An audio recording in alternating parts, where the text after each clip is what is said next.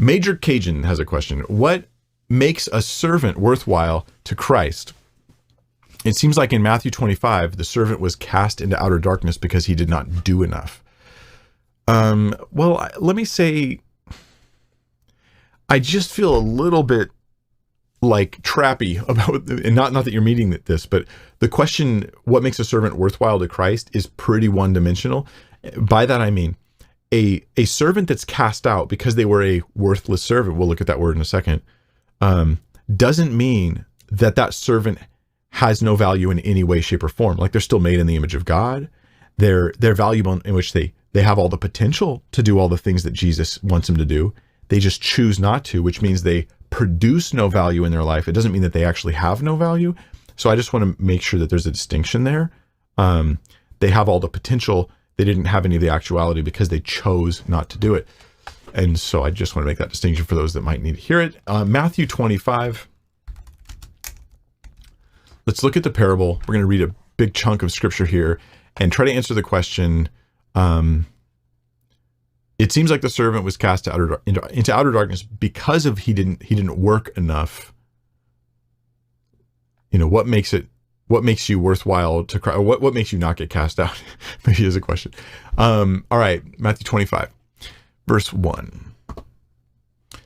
Then the kingdom of heaven will be like 10 virgins who took their lamps. Oh, hold on, verse 1. And yeah, I think it's the parable of the talents. Just making sure I don't want to read the whole thing. Okay. For it will be like a man going on a journey who called his servants and entrusted to them his property. To one he gave 5 talents, to another 2, to another 1, to each according to his ability. Then he went away.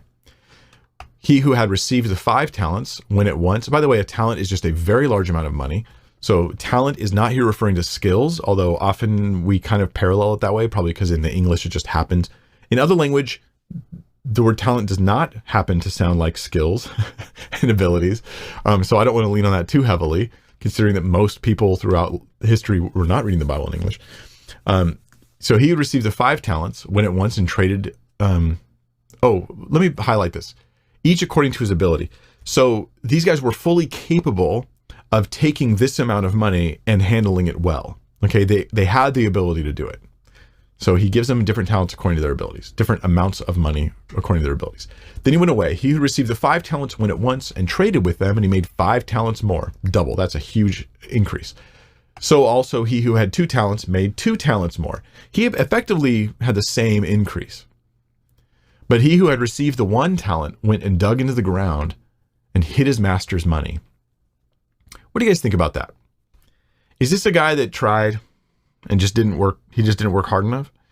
This is a guy that abandoned the task.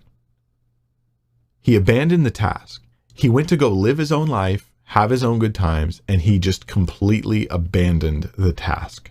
I buried it in the ground. Now, after a long time, the master of those servants, and there is his servants, they owe him service, and came and settled accounts with them.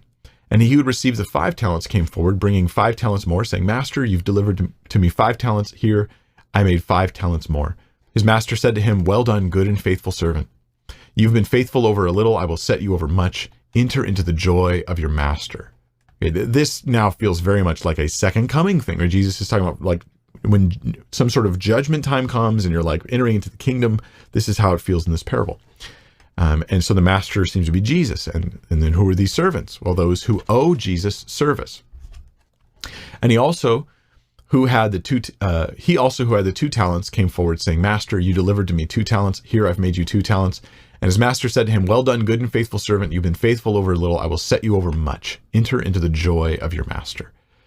He also who had received the 1 talent came forward saying, Master, I knew you to be a hard man, reaping where you did not sow and gathering where you scattered no seed. So I was afraid and I went and hid your talent in the ground. Here, you have what is yours. Now keep in mind, this guy had 1 talent, probably because he just wasn't as skilled as the other guys. And he seemed to use that excuse as to act like he had no skill. So he buries it in the ground. His pretend reason is, I was afraid I'd lose your money. I was afraid I'd lose it. I was afraid I'd make bad decisions and I would actually cause harm, so I hid it. But there's more to the story. But his master answered him, "You wicked and slothful servant." What does he call him? Wicked, right? Wicked because he wanted to pursue his own goals, his own things. So he's actually sinning. He's not just failing to do good works. He's actually sinning. And he's slothful because he's lazy, doesn't want to be diligent, doesn't want to serve and use what God has given him. You knew that I reap where I've not sown and gather where I've scattered no seed.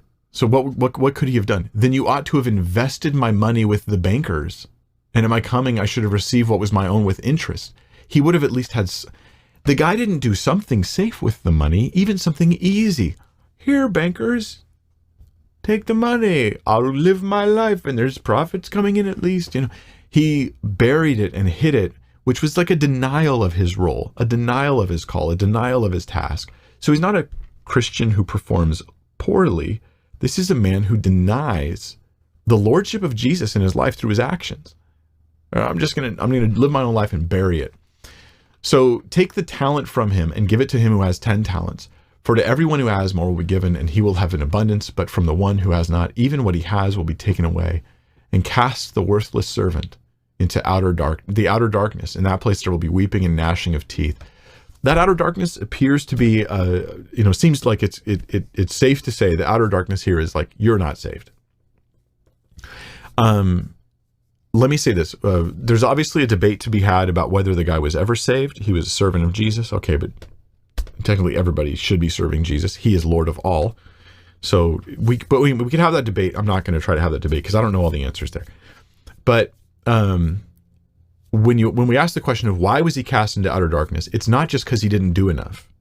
It's because instead of doing anything for Christ, he actually buried that call and went and lived his own wicked and lazy life. So the dude lived functionally as a complete non-Christian. He didn't just fail to do enough.